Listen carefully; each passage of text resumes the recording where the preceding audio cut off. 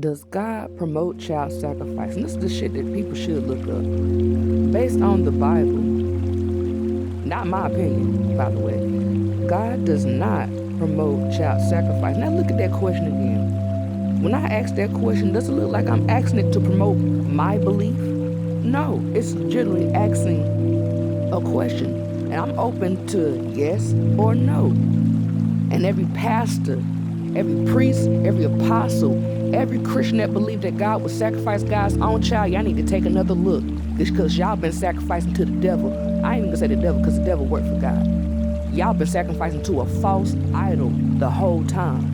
It says that instead, the biblical text overwhelmingly condemns the practice as an abomination and a detestable act characteristic of pagan nations. Starting with the Torah, specifically forbids child sacrifice, stated in Leviticus 18:21. Do not give any of your children to be sacrificed to Moloch, whatever you call him. For you must not profane the name of your God. Other verses indicate that this practice God did not command, nor did it enter God's mind in Jeremiah 7:31. So y'all can't say that Jesus was sent by God to be a sacrifice because God wouldn't send God's own child. God wouldn't even let you burn your own child. And right here, it doesn't matter if you burn your child or not. Whichever way you choose to sacrifice your child, that entire practice, regardless of how you do it, is seen as a detestable imitation of a pagan worship. For example, in Deuteronomy 12:31, God tells his people not to worship him the way the other nations worship their gods, because they do every abominable thing that the Lord hates. Not don't like, hates. Specifically citing child sacrifice. In the book of Psalms 106:37-38, this passage condemns child sacrificing to demons, idols, focusing on the spiritual betrayal and pollution of the land with blood, not just fire. In the Old Testament, God establishes laws to ensure that while children belong to him, they were never to be killed. For example, in Exodus 13:13-15, God commanded that every firstborn son must be redeemed or bought back through an animal sacrifice or symbolic payment. This provided a clear, non-death way to dedicate a child to God. Even the test of Abraham in Genesis 22, and this is what most scholars get confused, they debate. When God asked Abraham to offer Isaac, he stopped him at the last second and provided a ram. This is widely seen as a divine statement that God does not want human blood. He wants faith and provides a substitute instead. So basically, God will give you what you need to sacrifice. You don't have to find anything to sacrifice to God. God will give you that product. Allowing child sacrifice by any method would suggest that God is like the cruel pagan deities of the ancient world. Leviticus states that participating in such acts profanes the name of your God because it misrepresents his holy name and life-giving nature. Now, this is what I mean by it never entered God's mind. In Jeremiah 7:31, 19:5, and 32 and 35, God explicitly over and over again states that burning children in the fire is something he never commanded, nor did it ever enter his mind or heart.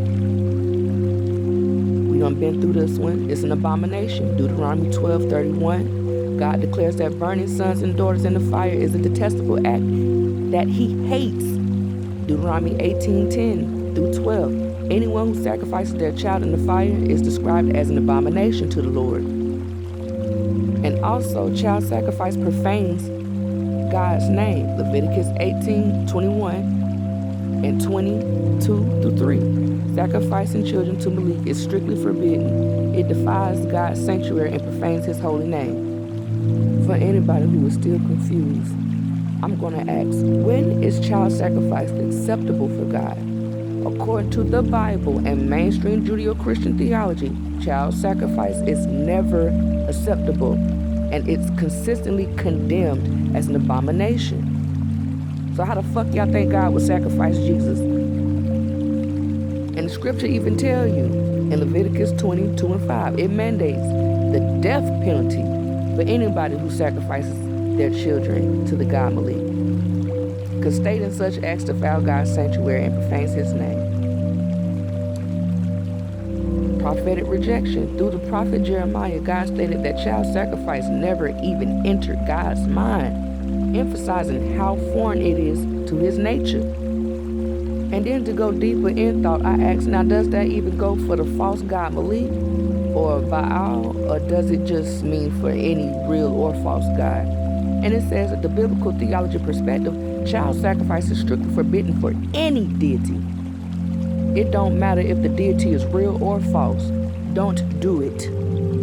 Yeah, so there's penalty for anybody who promote that. Israelite, foreigner, it don't matter. And worshiping these other gods through such acts is described as a spiritual prostitution. And result in being cut off from the community. Cut off.